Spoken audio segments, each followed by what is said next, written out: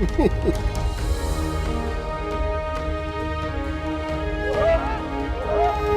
is a sanctuary. Very secret.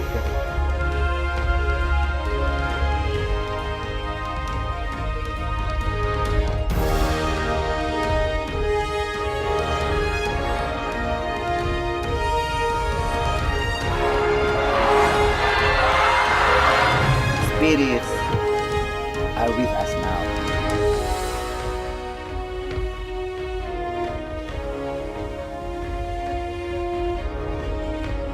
How is living in the paradise?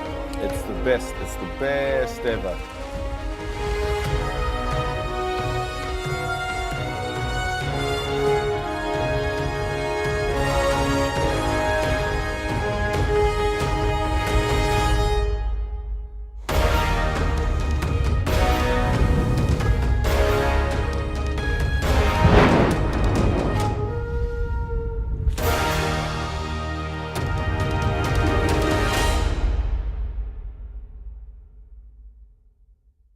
Hola Iván, Hola, Conrado. esta semana se ha estrenado la serie documental Pacífico. Cuéntanos qué es exactamente la serie, de qué se va a encontrar el espectador en ella. La serie, para que conozca la anterior, es una secuela no oficial de una trilogía que tiene pensado hacer Daniel Landa, cuya primera parte se llamaba Un Mundo Aparte, que se emitió en grandes documentales en A2 y se remitió varias veces y consiguió un nicho muy específico de documentales y que no se había hecho hasta ahora. ¿Qué le faltaba a ese viaje para que necesite música? Pues le faltaba. Buena pregunta. A ver, estamos en el ambiente de la televisión, entonces en los últimos años la incursión de realities y de un montaje muy rápido ha hecho que el espectador no aguante un plano de más de 3 segundos. Estamos como en la época de Michael Bay de la televisión. Entonces, la estructura y el esqueleto de la música, para empezar, es funcional. Lo que pasa es que lo bueno de trabajar con alguien como Daniel Landa es que nosotros probamos en Un Mundo Aparte, lo pudimos desarrollar de alguna manera aquí, tratando de entender que el esqueleto es el que es, que tiene que ser una música que funcione para la imagen y que active, pero por debajo tratar de trabajar, que es lo que decidimos, como capas de cebolla, para hablar de otra cosa, ¿no? Como intentando sortear esa especie como de censura que tenemos ahora mismo, que no es una censura, sino que es las necesidades inevitables del montaje en televisión. Bueno, yo no estoy muy de acuerdo con lo que dices, y te voy a decir por qué. A ver, sí, básicamente sí, pero fíjate tú que vi el primer episodio, que además pinta súper atractivo y súper interesante, y me ha llamado mucho la atención en el primer episodio que Daniel, la narración que hace es muy tranquila, es muy pausada, no es nada emocional y tampoco es aburrida. Es decir, es una descripción de lo que va viendo, lo que va explicando de una manera muy didáctica, pero sobre todo muy tranquila. De alguna manera yo creo que lo que Daniel calla lo habla la música por él, ¿vale? En el sentido de que es la emoción esa. Yo creo que la música en el episodio que he visto y en el resto de la música tuya que he escuchado, en fin, toda, creo que es efectivamente esas capas de cebolla que mencionas. Por una parte está la emoción del lugar, el implicar al espectador, el meterlo y el llevarlo, por ejemplo, en el primer capítulo a Japón. Pero por otra parte explicarle algo más que simplemente esto es Japón o esto es Indonesia o lo que sea, es explicarle algo más. Yo creo que en realidad, en fin, como suele pasar con los documentales, la música es la segunda voz en off del director. Sí es cierto que mientras ellos viajaban a mí ya me pidió música, ¿no? Para trabajar. A ver, o sea, esto que decía de la estructura es, digamos, la base donde hemos trabajado, pero nosotros trabajamos la base, digamos, lo que sería el guión musical en 3 niveles. El primero es una música de aventura que es que tiene un porcentaje mucho menor que en Un Mundo Aparte porque se quería avanzar, había una madurez que luego se vio a la vuelta en las conversaciones que tuve con Dani a la vuelta, era evidente que había habido una madurez en el viaje, en él como viajero y en todo lo que había visto. Pero en un primer nivel, digamos, se sitúan las músicas contemplativas y las músicas que funcionan y que permiten el montaje. En un segundo nivel, nosotros planteamos un nivel reflexivo, porque Dani ya iba a buscar algo muy específico que ya había empezado a encontrar y de lo que ya empezó a hablar en Un Mundo Aparte. que era la parte de reflexión de nosotros como civilización moderna. Y luego fue surgiendo un tercer nivel que era un poco como la síntesis de lo que Dani realmente había visto, que era algo casi espiritual. De hecho, en el capítulo de ayer, él mismo dice en el guión, porque Dani, lo bueno de los documentales de Dani es que tiene un guión magnífico. O sea, y lo que dice nunca es algo en balde. Trabaja muchísimo el guión. Él fue trabajando en el viaje. Y a mí me sorprendió ayer, me la marqué, que dice, la naturaleza tiene un sentido místico. Y esa mística precisamente es la que se va a ir desarrollando en el documental y es el tercer nivel que nosotros trabajamos. ¿De qué manera? Pues a través de lo que intentamos, de la voz humana, básicamente, de la voz de Marta Cañas en este aspecto que transmite muchísimo. Y un poco como esa música que sale de la tierra y que realmente explica y dice, no, tenéis que escuchar lo que hay aquí, porque hay algo que se nos ha olvidado, ¿no? Y que si se olvida, también dice en el documental, no habrá nadie, ninguna persona que lo pueda enseñar. Y no es más que la voz de la tierra, no es más de la voz de la gente que todavía vive, los indígenas, en comunión con la tierra. Y eso sí que hay una evolución en el documental que fue cuando Dani volvió de viaje y dije, esto va a ser Pacífico. Hay una, en fin, en toda la dinámica, en toda la música que has escrito y que se irá viendo en los distintos capítulos, son 10 capítulos, ¿no? En los capítulos, en fin, todo está estructurado con una columna vertebral, que es el tema principal, que es esa melodía enfática, épica y a la vez muy atractiva, muy fagocitadora, muy hipnótica. De alguna manera es fantástico ese tema porque es muy inmediato, en fin, el tema de créditos, es muy inmediato.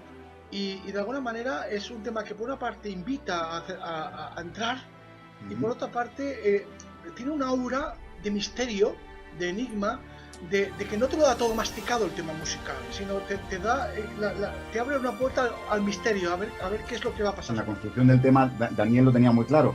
Quería una parte, como tú dices, fuerte, épica, que hablara del viaje, pero una segunda parte, además simétrica, que fuera esta parte más espiritual, más reflexiva y, como tú dices, más misteriosa y que fuera más etérea en ese sentido. O sea, ahí Dani fue muy específico y en ese sentido fue fantástico porque los dos queríamos trabajar por ahí, ¿no? Entonces... Es fantástico, Van, porque fíjate tú que lo épico impone. En cine también, o sea, en todo. La música épica impone. La música esta etérea, en fin, gaseosa, que no sabes bien, propone.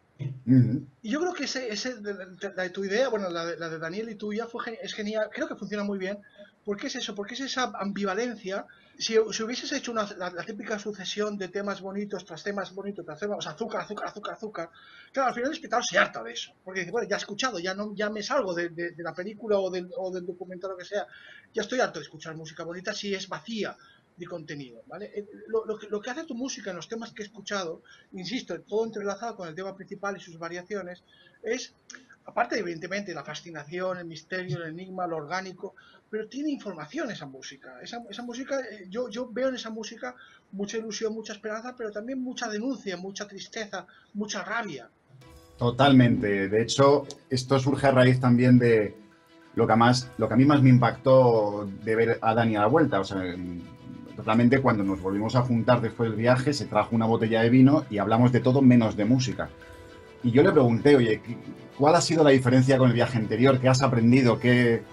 Y él lo primero que dijo es, yo lo que he visto es un desequilibrio bestial entre el mundo moderno y las civilizaciones indígenas que todavía viven en el mundo. Dice, no he visto mayor brutalidad y desequilibrio y daño por parte del hombre moderno que lo que he visto en este viaje, ¿no? Y realmente fue algo que le había cambiado. Y entonces, digamos, yo analizando lo que él me decía, su comunicación no verbal, entendí que hay una parte de denuncia, ¿no? Y hay un llamamiento político. Entonces, realmente esta serie, sin entrar en una política muy bestia, pero sí que está esa denuncia sin juzgar, pero dejándolo ver al espectador y que digan, esto es lo que estamos viendo, vosotros decidís. Entonces, la música intenta ser lo menos manipuladora posible, pero sus sensaciones, efectivamente, yo las he intentado transmitir porque,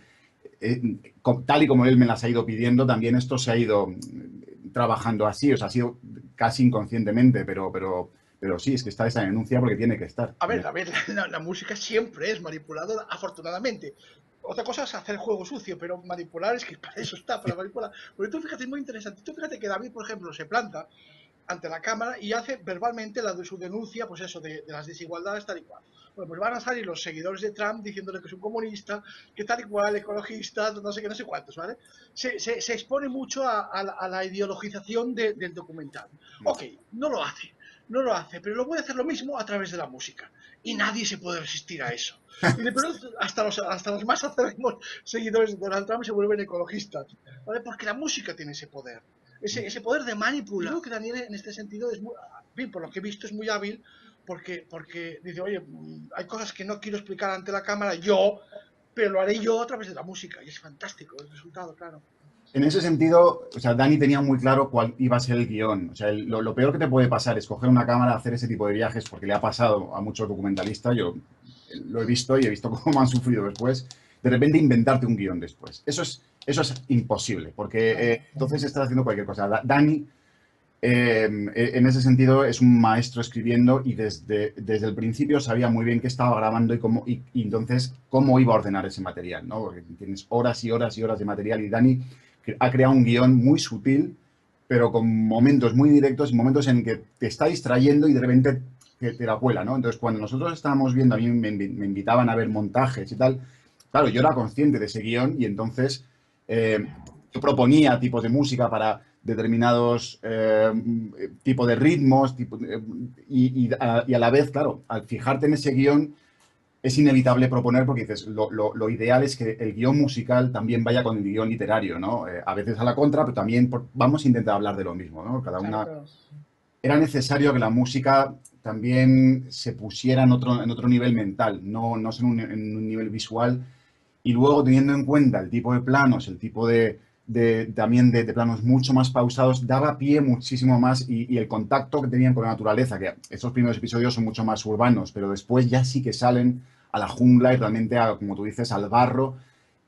Y realmente la música es el concepto que decía antes, de hay algo que hay que escuchar, que sale del barro, que sale de lo que estamos pisando y una cosa que te tiene que elevar. Y es algo que se va a ver en todo el documental. Si se sigue machacando tanto a los indígenas, todo esto, toda esta llamada y esta escucha que hay en la tierra se va a perder. Entonces, esta música de alguna manera es una manera de elevar y decir, por favor, escuchen, porque es que estamos perdiendo la escucha, estamos invadidos y hay algo que de momento tenemos que transitar y se verá en la tercera parte a dónde llegará. Por lo tanto, de momento yo veo este Pacífico como también una serie de transición. ¿A dónde? Pues a la síntesis, que va a ser lo dificilísimo de sintetizar, que tendrá el siguiente viaje de Daniel Landa. Vamos a poner el dedo en la llaga, yo como batallador y tú como compositor. ¿Qué podemos hacer para que, es evidente que Daniel, si hubiese podido, hubiese querido grabar la banda sonora con orquesta, porque evidentemente no va a ser tan tonto después de pegarse el culazo que se pega, que todo quede sampleado, ¿vale? A pesar de que tú lo arreglas bien, porque en fin, está bien eso de poner instrumentos solistas reales, porque le dan vida, le dan alma y de alguna manera, pues eso, todo queda mucho mejor. Pero lo cierto es que una serie de estas características, con ese manejo de cámaras y de todo esto, merecía una orquesta sinfónica como Dios manda. Pero ¿a quién hay que comprar? ¿A quién hay que amenazar? ¿A quién hay que convencer para que apueste por la grabación de bandas sonoras con orquesta? Porque además estoy completamente seguro que con orquesta sinfónica y con todo el empaque y todo esto, esta serie se vende en todas partes del mundo. Mi temor, y a lo mejor espero equivocarme, mi temor es que simplemente por la sonoridad esta ampliada, en sitios donde lo normal es grabar con orquesta sinfónica, tipo, qué sé yo, en Reino Unido, o Estados Unidos, o Japón, digan, no, esta serie no la compramos. Hay que convencer, bueno, a los productores de que el formato de España a este nivel realmente, o sea, de que es un valor añadido, pero a nivel exponencial. Es decir, que para empezar, mantiene o sea, hace que la serie envejezca muchísimo mejor. Porque una banda sonora grabada con instrumentos reales dura muchísimo más porque las librerías, pues bueno, a los 5 años ya están obsoletas. Pero yo tengo que decir que estuvimos muy cerca de grabar. O sea, realmente voluntad por parte de todos, del productor y, por supuesto, de Daniel Landa. O sea, esto ha sido un poco no la desilusión, pero sino un poco el caballo de batalla que hemos tenido. O sea, había voluntad de grabar con orquesta. De hecho, yo ya había trabajado con la orquesta de Radio Televisión Española en otro proyecto, le presentamos el proyecto y lo aceptaron. Les gustó, lo único que hubo un problema de logística, que las fechas que nos propuso la orquesta no coincidían con las de producción. Y luego que había una cuestión que no supimos solucionar, que eran las necesidades musicales de montaje diarias, que hay veces que te piden una música para el día siguiente, y eso de cara, claro, a planificar una sesión de orquesta o dos, pues era más complicado. Fue una cuestión de logística. Yo estoy convencido, porque esto es algo que llevo peleando mucho tiempo, y yo lo voy a conseguir.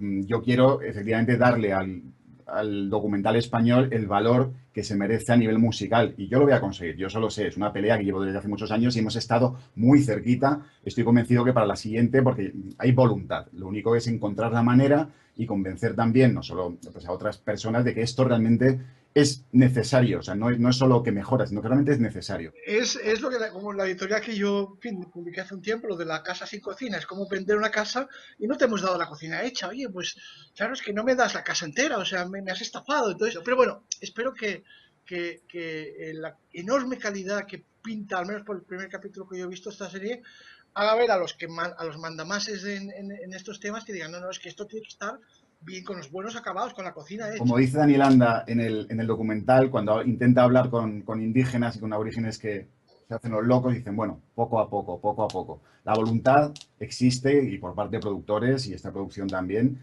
se va a conseguir. Yo no tengo ninguna duda y además, como tú bien dices, este mensaje me alegra que lo transmitas tú también, pero yo digo, voluntad hay. Yo estoy seguro de que se va a conseguir. Batallaremos para eso.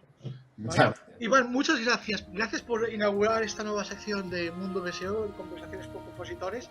En fin, ya seguiremos hablando de cosas que hagas o de cosas que no hagas, simplemente a lo mejor de temas así generales. En fin, la cuestión es charlar, compartir con los visitantes del Mundo BSO, en fin, nuestras reflexiones y nuestras ideas sobre este apasionante mundo de la música para el audiovisual. Muchísimas gracias por la invitación. Gracias en nombre del Mundo BSO, en nombre mío y en nombre de todos nuestros amigos. Gracias, Iván. Claro.